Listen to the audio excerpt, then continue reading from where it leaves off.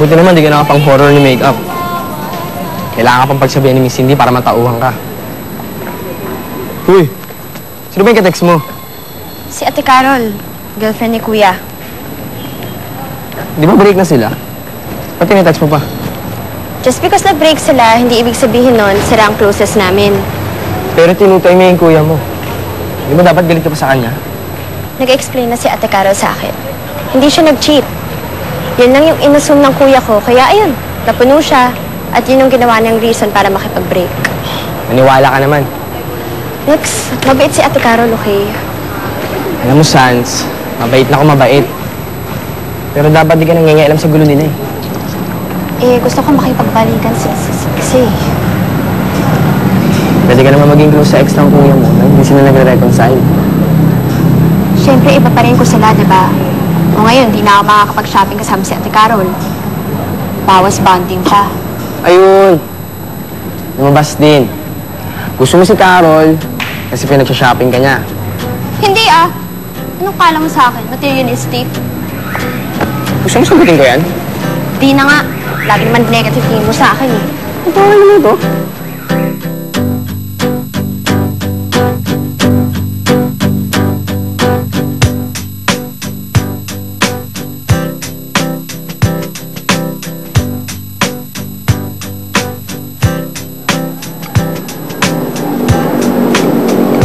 Kain ka lang. Ano, gusto mo pa mag-order? Order ka pa. Ay, hindi ate. Okay na to. Ang dami. Thank you po. Alam mo, tagal na kasi natin hindi nakapag-bonding eh. Kaya, ayun, gusto ko sana bumawi sa'yo. Alam mo, te, oo nga eh. Nagulat na ako nung nag-text siya sa akin. Tagal na natin hindi nag-uusap eh. Uy, pasensya na. Nawala kasi yung cellphone ko eh. Pero, bumili na ako ng dalawa ngayon. Para naman na, if ever mawala yung isa, at least may reserva pa ako, di ba? Oo nga, te. Kala ko nga nakalimutan mo na ako eh.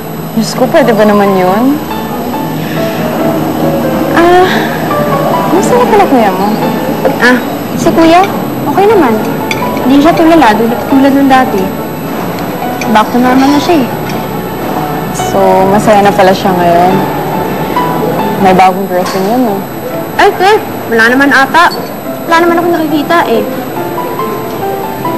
Bakit? Namimiss mo na siya, no? Te? Okay ka lang. Gusto mo ng tissue, te? Of course. Alam mo, miss ko na ang kuya mo. Sandy, sa tingin mo, mahal kaya ako ng kuya mo? Oo naman, ate. Sigurado ako na hindi ka pa nakakalimutan ni Kuya, no? Bakit ba? Gusto mo ba makipagbalikan sa kanya? Alam mo, sana. Pero, kasi ayaw na ng kuya mo sa akin eh. Alam mo, Sandy, I want him back. I really want him back. Pero, hindi ko alam, sobrang nagsisisi ako. Nakipag-break ako sa kuya mo. Gusto mo? Tulungan kita. Talaga? You promise? Promise. Ako bahala sa'yo. Sige. Ano? Oh, sabihin mo lang sa akin kung may gusto ka pang order na.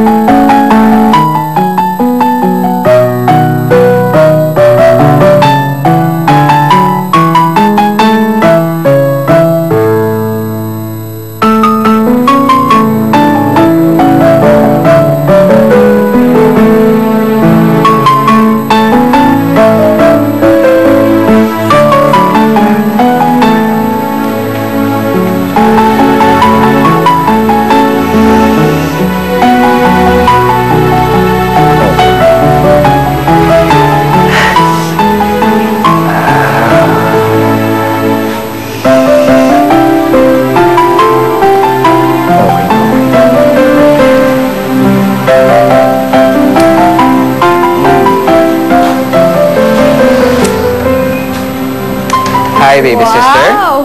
Wow, masarap yan ah! Hindi mukhang. Masarap talaga yan. Oh, kaya, tikman mo. Sige. Judge ko ah. Ito lang, konti lang. Malalasahan mo na yan. Perfect! Yes. Ay, nako. Nag-lunch kami ni Ate Carol. Tingnan mo, nag-shopping pa nga kami. May communication pa rin kayo? Matagal wala. Kaya nga nagulat ako nang bigla siya nag-text sa akin eh. In-invite ako mag-lunch. Kamusta na siya? Prettier and sexier. Okay. Miss ka na niya. Okay. Gusto niya makapagbalikan sa'yo. Ay, tell her it's too late. Ha? Too late? Bakit naman? Wala ka namang girlfriend, di ba? Sino nagsabi sa'yong wala akong girlfriend? Ay, naku, teka lang ha. Kaya ka nagluto dahil darating siya, no? Galing ka manghula. Kapatid talaga kita. Wait, nandyan na siya. Narinig ko yung doorbell. Teka. Ako, pinapawisan pa ako. Ayaw ko muna ha. Thank you.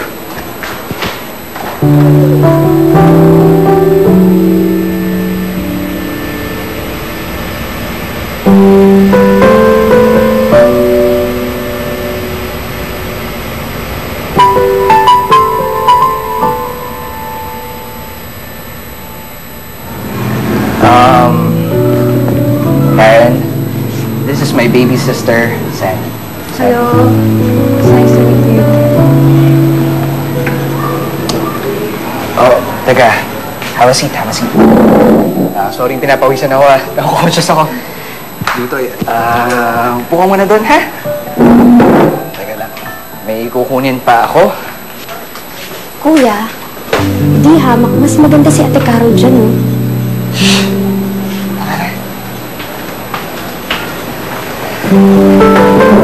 Kamusta ka? Ito, Sorry, okay lang.